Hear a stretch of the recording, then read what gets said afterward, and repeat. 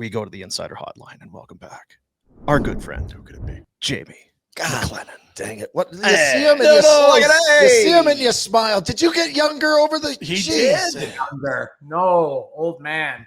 No. You look great. You're looking good. You got to wear that hat on your show. They got you with the spray on hair. The hat looks good. That's Noodles. That's the guy we know.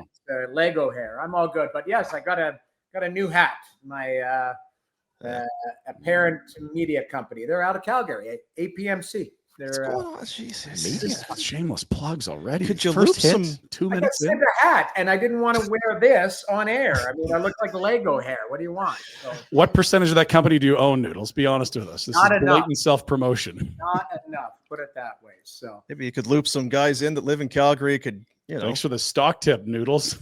yeah, saw they're it on his hat. not public yet. Not public yet. Okay. All right. Catch So- the last word of that statement? Yet. Not yet. What's going on?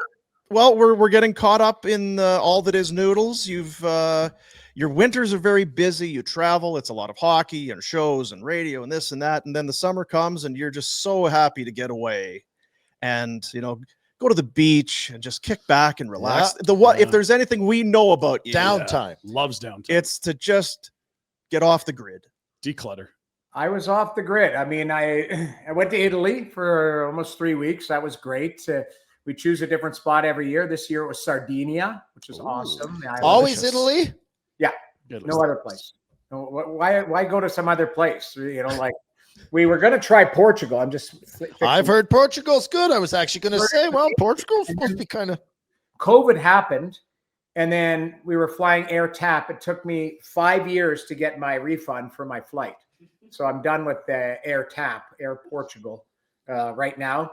But I mean, we've got our favorite spots in Italy, so we hit them, but then we also try new cities and stuff. So we're very comfortable there, family trip and all that. Got to do a boys trip in February. We're going to figure that one out. So that one's During the break? during the break. Yes, we're trying to. Back to Italy, watch some hockey. No, with the boys, I don't know. I think it's more. You know what we're talking about? What about like London, England for a soccer game? Yeah, okay. I was going to say it's the wrong time of year for weather, but if you're going to go watch a Premiership match, that'd be epic. Go south and watch a South American hockey game. Nah, I don't know if they'd let us into that country. Oh, you'd get let in. You'd be running it. Might not come back. That's the problem. So might not. London can get stabby as well, though. Yeah, I'm very concerned about stabbings these days. exactly. So I honestly, I don't know. I mean, at the end of the day, it might be just Vegas for 2 days and drink and enjoy yourself, or Nashville, play a little country music. Who knows? We're going to Nashville. Do you know about our Nashville trip? Are you coming? When? Well, Rhett needs a roommate. We're going Halloween. We fly in the day to Nashville. We got Halloween night on Broadway. This guy is so busy during the year. There's zero chance. I know, but we got He to wants to grab come. the phone. We're bragging up our trip. Schedule. I'm just saying, I'm just seeing what my schedule looks like at Yeah, that. if you're in St. Louis, Flames, maybe you'll just Preds. pop over. Flames Preds afternoon matinee on the Saturday, and then Sunday Titans Chargers. Or you don't go to any of those and just be in Nashville. Or just That's true. Nashville. You can Just be at Tootsie's. I'll meet you at Tootsie's, and That's you right. guys. What floor? Third floor? I'll hold down the fort. But as of right now, there might be a conflict, but maybe not. It might be able to be adjusted. So you never know. Wow. God, what an addition you would be. And you do look younger. Now that's because you didn't work as hard all summer. Vitamin D, yeah. I've been working hard since we came back, September 2nd. I've been working for a month That's already. Apollo. Yeah, with your 2-hour radio show. Well, and I called a game last night. I was in Quebec City last night and took a 5:20 flight this morning to get back to Toronto, and then I fly to Edmonton tonight. I've got a meeting tomorrow there, and then back to Montreal on Friday. So it's busy. How was Quebec? Yeah, because I don't know a lot of people were aware of this in Western Canada, but the Sens played almost all of their home preseason games in Quebec City because they had one, and then the rest were in Q City.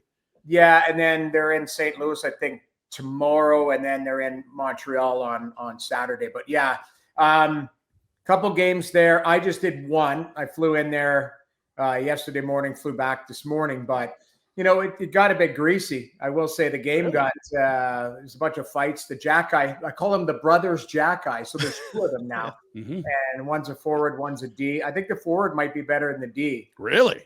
When it's all said and done, the forward's got some jam, but he could score. He's got some some hands on him.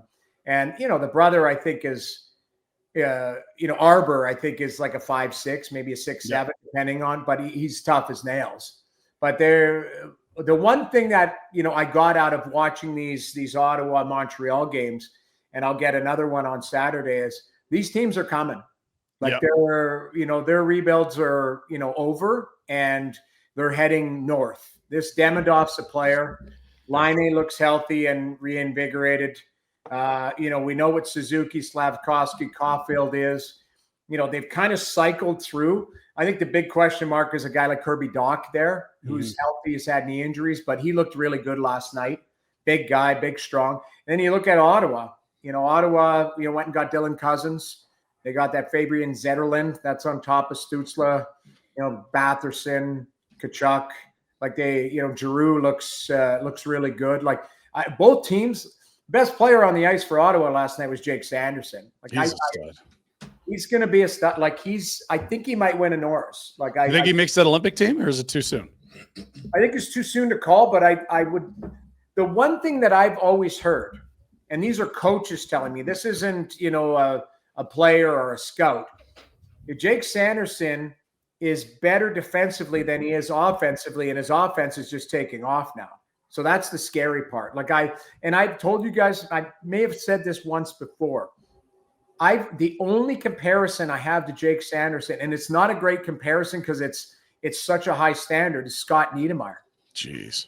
Like that's how good this guy skates. That's how good he is defensively. And offensively, his game, like I say, his game is coming. He jumps into the play at the right time. Like that's the scare. And again, I don't know if that's out of line, but I would love, at some point when you guys watch him, you let me know if there's another defenseman that reminds you of, if he reminds you of somebody else, if Sam does. Well, it's crazy when you talk about the Olympics, no one would have had Drew Doughty going into that hockey. Remember going into that year, Doughty was a high NHL pick, and then he got on the ice, and then his game started to come, and he came to the camp, and this guy's really good, and then he made the team. Well, and interesting, it's Doughty and Parayko might be the guys that get pushed off this roster in favor of your Thomas Harleys and Jake Sandersons. Like, how many Olympics later? It might be like, I don't know if Doughty's on this team. He's a cuspy for me. Yeah, well, the crazy part is Jake Sanderson was born he's American, but he could have dual, right? His parents are dual, but I think he's on the U.S. side, which is crazy. But like, come on home. Come on. I would love him. I mean, I think once you've played, though, you can't switch. Well, I think you can. Isn't it Lane Hudson? Didn't his dad spout off? Yeah, he said some dumb stuff. Yeah, but I don't know if it's true. Well, I remember reaching out to somebody. I think I reached out to like Craig Button, who knows all those international rules. And there is like a step ladder, but it's like a lengthy process, like a couple years. You have to sit out for a couple years. And to accomplish what? Well, to go to the different country. I know, but if you're, because it basically what you're accomplishing is trying to send a middle finger to the team that didn't shoot. Right. The Brett Hall. After watching this Hudson, I've said this too. He was left off the TSN top 50 list. He was not brought to the evaluation camp for Team USA. That'll be the last of that, because honestly, this kid's going to be a hell of a player. He is already right now. And you know what? Like to basically slide it over to a Flames look. How are we pronouncing our young defenseman's name? Is it Parek? Parek. We think, but we're not really great at this. Watched him. I really like this kid. Like, I like the poise. He's got a little bit, I think the league will sort him out with like, hey, let's We're very confident. Very confident, which I don't mind. These young kids now they're not wading into it. They're stepping into it and owning it, which is pretty cool.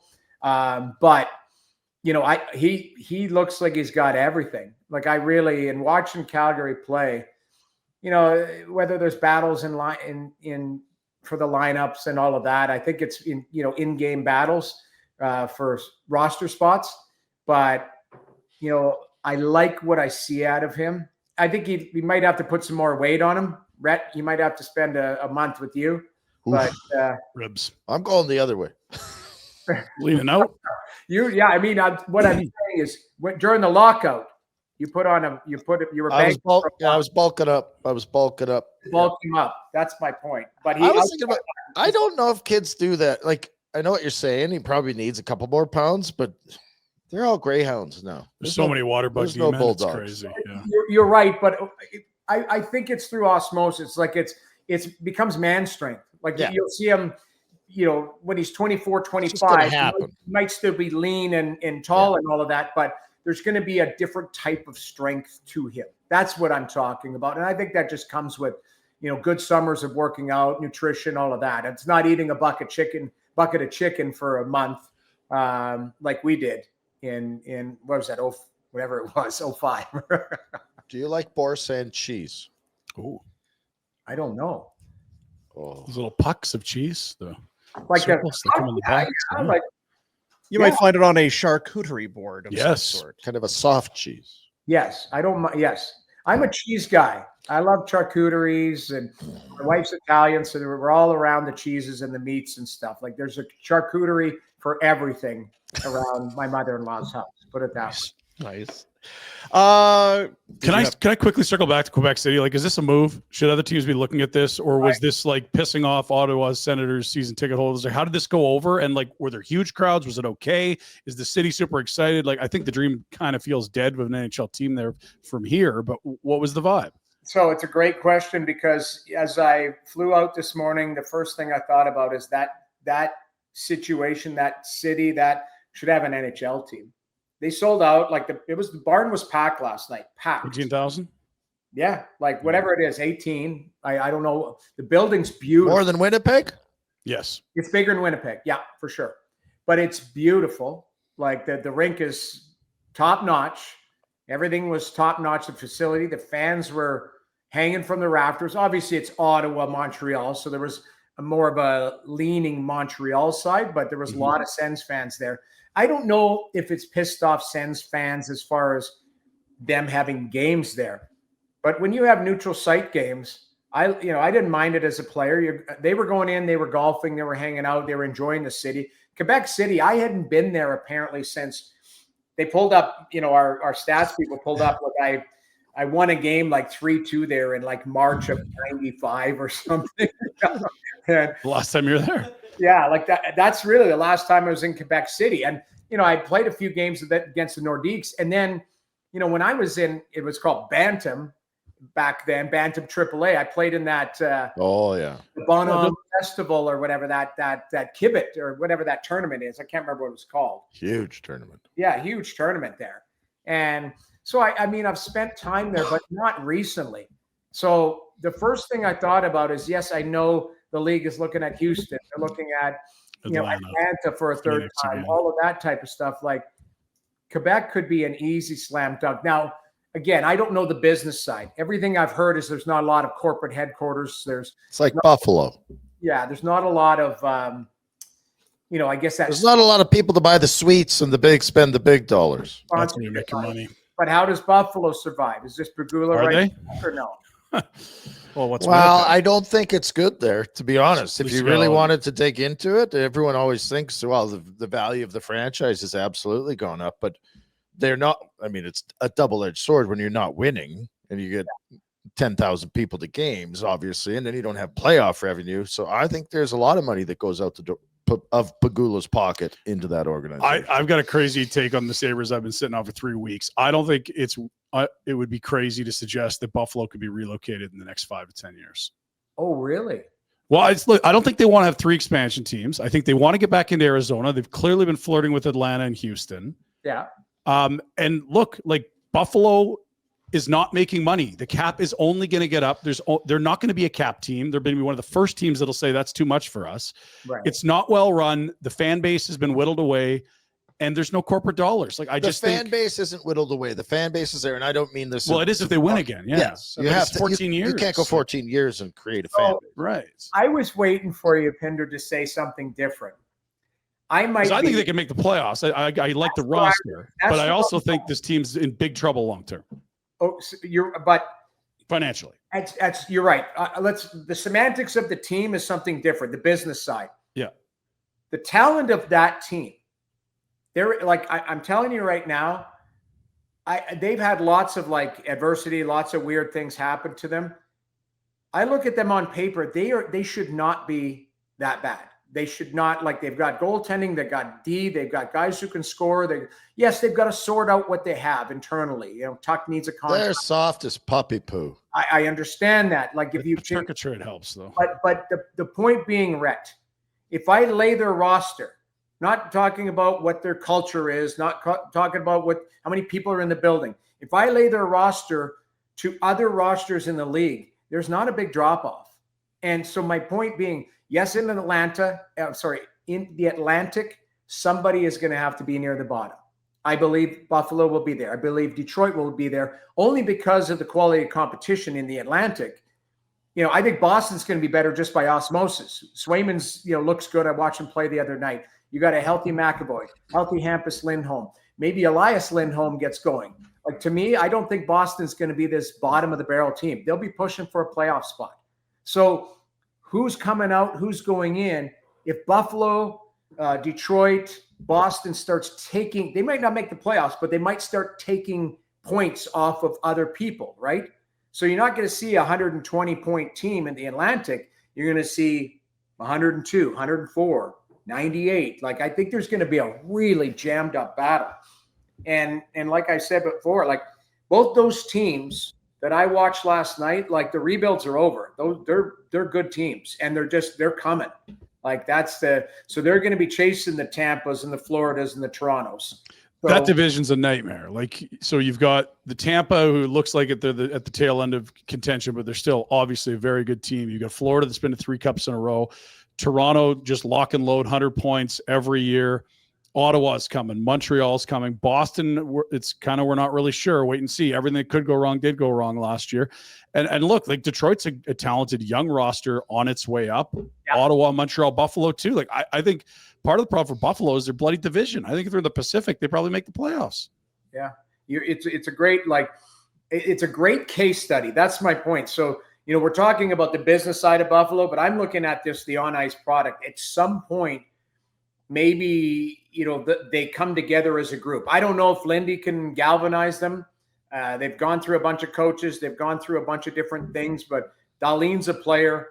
Can Power take the next? Powers has to step up and start playing like a number 1 overall pick. I think it's there, but sometimes you watch and you worry about the compete. Well, you talk about somebody who looks slight. Like that. He looks like a slight guy, right? Like yeah, tall, very thin, but maybe again growing into his body. And I look at it throughout the league. You've got young players that are pushing for spots, and I'm excited for the puck drop here. These exhibition games have been weird. It's like one home team dresses an NHL team, and the road team is your AHL/East Coast League team, and that team wins because they're trying harder, because the veteran guys are they don't want to get hit, they don't want to do anything. So it's very interesting in watching the games nightly to try and get a pulse of, like, how good a team can be. But I would argue probably this weekend, and you're going to be looking at more full rosters and what things are going to shape up like here. And you're trying to stay healthy. That Barkov injury, man, that sends a shockwave through the league. So where are you at on Florida then? Because Tkachuk's going to miss what sounds like half a season. He's going to want to get back for the Olympics. Barkov sounds like probably the whole regular season. Whether they rule him up for the playoffs is going to be an interesting decision, because it changes how they can approach the cap. But we just talked about how good that division is. Like, do you see a massive stumble, or maybe more of just we're a 3-4 seed, not a 1 seed?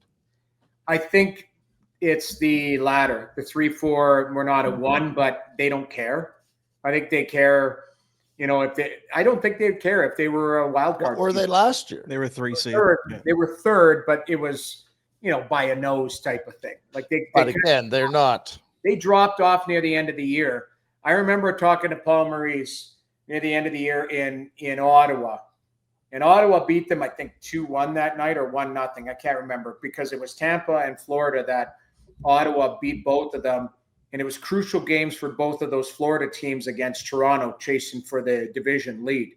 And Mo had said, he goes, we're not there yet. He said, we're still resting guys, still, like, they weren't a full group yet. Marchand just was trying to settle in. You had a lot of things. The one thing I look at Florida, Barkov gets injured, but you still have Bennett and Lundell. I mean, those are two damn good players. Rodriguez, I think, will slide into your third center. Marchand might take a bigger role. Like, I look at their depth, but I don't think they care. I think they're like a machine. It's next man up. But if anything, it just brings them back to the pack if you believe they were above the pack. Mm-hmm. Like, I don't think it washes their year. They're just too good. But I do think that makes them human, maybe as compared to where they had this aura around them. It's like nobody's beating them again. Quick thought, I guess, because I know we're going to get you out of here. I've got a few more minutes. I just changed something around. So all right. Just thoughts on the Flames. We're kind of limping in here. You get in like we start doing shows start of September. It's like, all right, season's coming. Hey, a month later, we've got some preseason, split squad, and this isn't an NHL roster. Wolf played against Seattle the other night. Went the distance. Looked good. They win. He's why they win. Yeah. If he's a little bit better, and there are some candidates, and we've talked about it. I guess I'm just curious your thoughts on what to expect. A year ago, we had very little in the way of expectation, and they finished tied for the final playoff spot to get in on a tie break.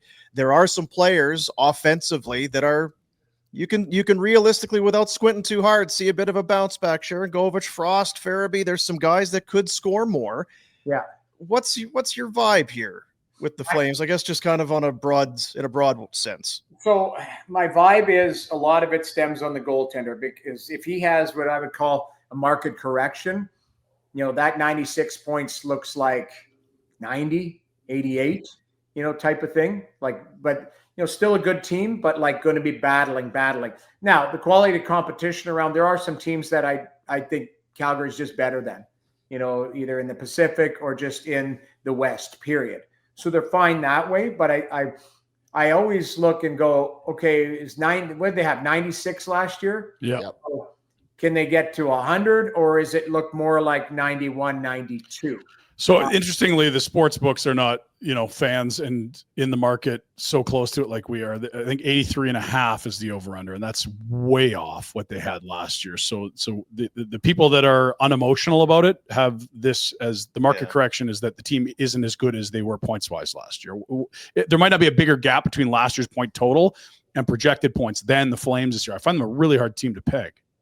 Yeah, I still think they get points something with a 9 in it, but I think it's lower. I don't think they get to 98, 100. You need, but keep in mind, you talked about it, Boomer, where guys are maybe due for a bounce back. But are any of the guys who had good years last year maybe having a correction? Yes, like Calgary's 35 or whatever. Coleman, like guys like that. And then keep in mind, so that's one thing. That's one bucket. The other bucket is the elephant or elephants in the room.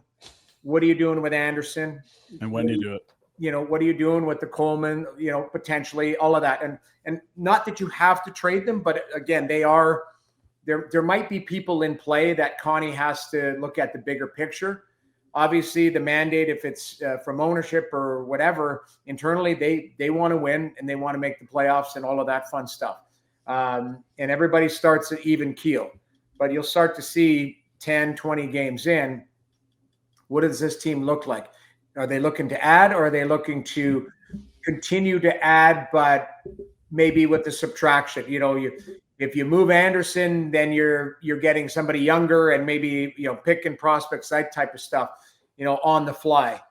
But is Anderson off the table? I know he's saying all the right things, but, is it something where if you guys had your way, if you had Craig Conroy's job, are you signing Rasmus if he wants to sign an 8-year extension? We all would have traded him ahead of July 1, I think, is what we would have done. It feels like it's hung around. I knew we'd get to the Flames eventually, but you watched Ottawa and Montreal last night.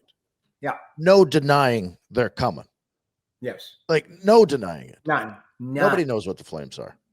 Well, outside the center, here's the thing that's why but you're not buying this. The high end. Okay, you're answering. But also the reason that they're coming is They because of bottomed the out. players that they have drafted high. Yeah, they have high-end skill. This team might be competitive, but it's not a team that you're going to one of the questions I was going to ask is, who do you get excited about? I think Perek is and Wolf. Yes. And after that, maybe Coronado or Zeri, but yeah, it's not. But even Coronado, even if he's a 30-goal guy, he's a guy that you really like on your team. Absolutely awesome.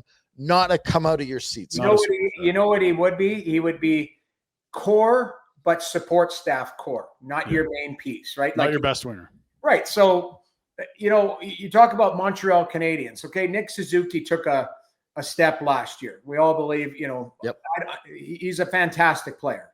But then, is it Caulfield that's riding shotgun? Is it Slavkovsky? This Demidov looks like a player. What they're doing is now there's layers to it. And, all of a sudden Newhook looks like he might be a player for them, settled in. Doc, I talked about. Like there's seven, and then there's the old guard. It's Gallagher, and you got Josh Anderson and guys like that kicking around there. So to me, it's these layers. In Calgary, the people I get excited about, it's in net, obviously, Dustin Wolf, and you got him locked up. That's a star.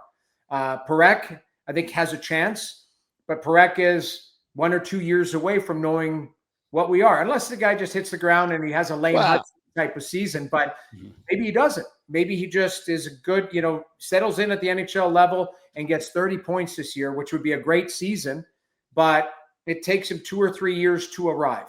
So you're right. Like there's lots of good players, but we're building around this piece up front, because you do see, I always call it the spine of the team. You got the goalie, you might have the defenseman, we think, and then who's up front that you're building around. Ottawa and Montreal has that. Ottawa had to go get the goalie. They got Allmark. They've got Sanderson and Shabbat, and then they've got other pieces around him. And then up top, you've got Stützle, Tkachuk. It's the list is long. There's all kinds of into Cousins. Like you look at their center ice position. If they wanted to be healthy and if they wanted to show depth, they could go Stützle, 22 years old, into Dylan Cousins, 24 years old, into Shane Pinto, 24 years old, into Ridley Gregg, 22 years old. That's if they felt Gregg could be your fourth line center. He's not. He's a second line winger, if you ask me. So and here we've got two guys over 35 on the top two, and Frost, who still remains like we're not quite sure what he is and what he's best at. They just need centers, and you can't find top centers. Yeah, it's anywhere except the top of the draft. I don't think it's a team that's been built. Right. Does that make sense? Yeah, sure. Well, it's still a work in progress. Yeah. Keep in mind, there's when Connie took over, 100%. there was a mishmash of like we got old here, we got they were trying to go for it on a misconceived notion that they were capable of going for it, so they tried to throw pieces at it. And here's $10.5 million for a guy who had 115 points the year before. And, he's more of an 80-point guy on a good season, right? Like Huberdeau. Like you're not. If he gets 70 points this year, awesome. 70. I'm trying to go. Yes. Trying to be optimistic, like But your understanding of Huberdeau, I think, in Calgary, though, I think everyone goes, I understand why they did it. I never wanted him to, but it doesn't matter. We understand what he is. We understand he makes too much. We understand you can't move him. Please get us 65 to 75. And, that's fine. We know we're $6 million winger, and we can live with it. It is what it is. Yeah, that's fair. But it's just, I think when the sports books got you at 83.5, and we're trying to sit here and say, how do they get 97? How do they get to 96? Yeah, 1 more point, right? Like even if you're right and it's 90, is that again? It all goes back to what are we trying to do? And if you got to go, just hang up. But what I'd like to say, like I think a lot of it is this is big decision year because I think Craig Conroy goes, okay, Rasmus Anderson, if we're going to get a king's ransom for him, hopefully. And I don't know if that's a young live roster player or if that's 2 high picks or combination. I don't know what the marketplace will be. That'll be set. And they've got a lot of time to sort that out. Does somebody take a flyer on Naz's contract and player? I know Nazem Kadri is a very good player, very coveted by a lot of teams because he's won now and he's predictable. You know what he can bring to the table. So there's another player that you probably have to make a decision on. Coleman. Sorry, who else? No, yeah, Coleman. 2 years left, and it's like, look, we get it. You've been great. You love it here. Do you want to win a cup? Because if this team isn't good enough and Rasmus is gone, I think you have to have that chat, don't you? Yeah, I think you look at all the veteran guys and you go, where do they fit? Like Michael Backlund, they know where he fits. Like leadership, they like him. He's not making a ton of money. Extend him, all of that. I think but I look at the other players.